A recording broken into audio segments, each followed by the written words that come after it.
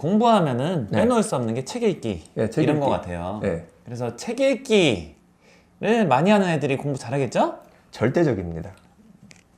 그러면 이제 제가 현실적으로 느끼는 거는 아이들이 초등학교 때까지는 그래도 좀 책을 읽을 시간이 좀 보장이 돼요. 하지만 중학교 가서부터는 뭐 수행평가다, 뭐 조별 과제다, 뭐다, 뭐 많아요, 학교에서. 고등학교 때 되면은 그냥 학교에서 시키는 뭐 프로젝트나 과제 제출이나 이거 하다 보면 거의 끝나요, 시간이. 네네. 이런 상황에서 이제 애들이 책을 읽어야 되는 것인데. 네네. 좀 시간을 관리해서라도 딴 거 약간은 적당히 하더라도 책을 그래도 읽는 게 좋을까요? 중고등학교 때 올라가서라도? 전 절대적으로 네. 책 읽기를 우선적으로 하는 게 좋다. 만약에 아이가 뭐 여러 가지 학원들 때문에 네네. 시간이 부족하다. 네. 그러면은 학원을 줄이고 책을 읽는 게 더 낫다. 장기적으로 보면. 네네네. 그쵸. 이 모의고사, 네. 국어 모의고사를 부모님들이 한번 보세요. 국어니까 보실 수 있잖아요. 아, 이거는 독서량이 없으면은 절대로 이게 해결이 되지 않습니다. 네네네. 수능은 더 심하잖아요. 그렇죠. 그래서 약간 그 척척 박사 같은 느낌, 그런 애들이 이거를 풀어야지 잘 되고, 그러니까 네. 절대적으로 독서가 부족하면 나중에 가서, 고등학교에 가서는 네. 그 기초가 약하니까 떨어진다고 보시면 돼요, 점수가. 그러면 아이들이 책을 이렇게 바쁜 시간에 책을 읽을 때 어떤 걸 읽어야 되냐? 네. 저는 절대적으로 자기 관심사의 책을 읽어야 된다. 관심사. 네. 축구에 관해서 관심이 있으면 축구에 관한 책을 읽고, 네. 뭐 영어로 된 책을 읽으면 더 좋고요. 네네. 첫 번째는 이제 한글로 된 책을 여러 권 읽다가 나중에 이제 영어로 된 책도 한번 읽어보고 이렇게 됩니다.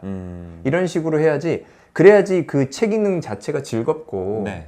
그게 즐거운 시간이 되고 공부하고 그 책 읽고 이렇게 가능하지. 그렇지 않고 뭐 권장도서 쪽으로 네네. 계속 아이들을 민다. 그럼 그 절대로 읽을 수가 없죠. 안 맞는 거 그냥 계속 읽으면 좀 싫어지고 네. 이런 느꼈던 것 같습니다, 제가. 네.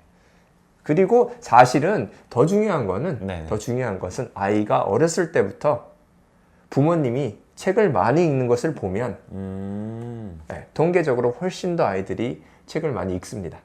어른이 돼서도. 부모님이 읽는 게 중요하군요. 그래서 책을 읽는 모습을 보여주고 그리고 책에 대해서 얘기를 할 수 있는. 아주 좋은 것 같아요. 네. 네네. 그래서 아이들한테 이렇게 질문하지 마시고요. 네. 그냥 가볍게 질문할 수는 있죠. 야, 그 어떤 책이냐? 뭐 어떤 게 좋냐? 이런 네. 식으로 좀 얘기를 하고 어머님이나 부모님도 시간 되시면 아, 나는 이런 책을 읽고 있는데 이런 건 뭐 이런 얘기다. 네. 이 정도 얘기를 하면 책에 관한 그런 얘기 좋죠. 예. 제가 생각해 보니까 저희 아이들이 책을 읽을 시간이 중학교 이상부터는 별로 없어요. 네네. 근데 이제 부모님들이 주로 말씀하시는 게 야, 나는 저기 사회생활 하니까 책을 못 읽는다 이런 말씀 많이 하시는데 제가 봤을 때는 저기 학생들이랑 비교했을 때 결코 학생들이 책을 읽을 시간이 더 많지 않다. 네. 예. 그래서 뭐 같이 그냥 네. 읽으면 좋겠네요. 공부를 대하는 아이들의 마음가짐이 어떻게 돼야 될까? 뭐 이런 생각을 해봅니다. 어떻게 돼야 될까요? 공부 잘하는 아이들은 할 건 한다. 이게 뭐 지겹던 어렵던 솔직히 왜 하는지 잘 모르는 것도 있지만 그래도 나의 의무적으로 한다. 그래서 공부를 어떻게 접근하냐면 일처럼 접근하는 아이들이 공부를 상당히 잘해요. 그리고 특별히 초등학교, 중학교, 고등학교로 올라갈수록 이런 아이들이 공부를 잘하죠.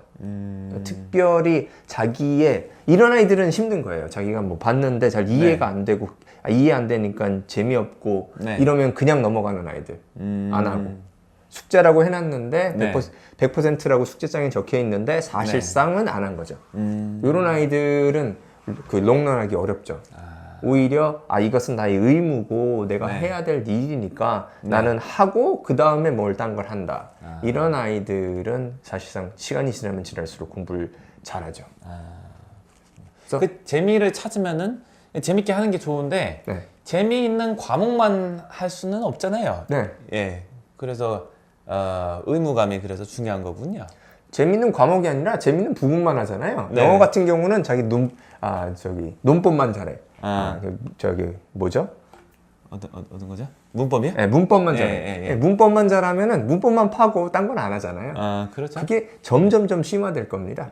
다음에 이제 문법에서 난 투정사 전문가야 이렇게 되는 거예요. 그러니까 그렇게 하면은 어렵잖아요. 아, 예. 그렇죠. 좋습니다. 그래서 요거는 제가 볼 때는 네. 그 전 세계적으로 비교하면 상당히 좋은 문화에서 산다 아이들이. 어떻게 느끼냐면 열심히 일하는 부모님을 보고 네. 부모님이 좀 요런 말씀은 해주셔도 될 것 같아요. 아, 나는 나의 의무가 있고 이렇게 열심히 일한다. 네. 열심히 일하면서 왜 일하고 그런 거에 대화가 별로 없잖아요. 그거 대화를 하고 그보다 더 중요한 건 물론 열심히 일하는 모습을 지금도 많이 보이고 계시지만 그래서 아마 제가 보기엔 아이들이 한국 아이들이 열심히 공부를 한다. 그렇죠. 그런 환경에서 살기 때문에 이 공부를 잘하는 아이들은 자신을 숨기질 않아요. 이게 굉장히 중요합니다. 감추고 싶은 욕구가 다들 있죠, 상당히. 다들 있죠. 근데 이 욕구가 적다. 네. 즉 요거예요. 어떤 자기의 점수가 나갔을 때 남들의 평가가 들어오죠. 이 평가를 크게 신경 쓰지 않는 아이들. 즉 자기 자신의 한 사람의 가치는 남들이 평가하는 거에 크게 흔들리지 않는 아이들.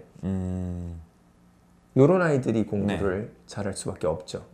왜냐? 질문도 되고 자기 모르는 거 얘기할 수도 있고 네. 편하잖아요. 그렇죠. 이런 아이들이 편하게 진짜 공부를 하게 되고 선생님도 쉽게 얘가 모르는 것을 먼저 캐치하게 되고 개위주로 수업을 하기 때문에 자기를 이렇게 잘 드러나는 아이들 이런 아이들이 훨씬 더 유리합니다. 감추려고 하는 애들은 이제 자기 어떤 이미지를 이렇게 마음속으로 정해놓고 그거를 자꾸 보여주려고 할 수가 있을 것 같아요. 그걸 지키기 위해서 부단히 노력을 하죠. 그럼 이제 그럼 어떻게 되죠? 공부를 해야 되는데 이게 연극을 해요. 아. 연극을 하고 그럼 이게 고착화가 되기 시작하고 이제 두뇌를 머리를 이제 이해하는 데 써야 되는데 이게 자꾸 자기 이미지 구축을 위해서 쓰니까 이게 참 머리 좋은 아이들 중에 이렇게 하는 애들이 많아요. 그래서 제가 이제 이제 실질적으로 할 수 있는 것들은 이렇게 생각합니다. 부모님께서 아이에 대한 평가, 아이에 대한 가치 평가라든가 이런 것은 굉장히 인자하게 해주시고요. 네.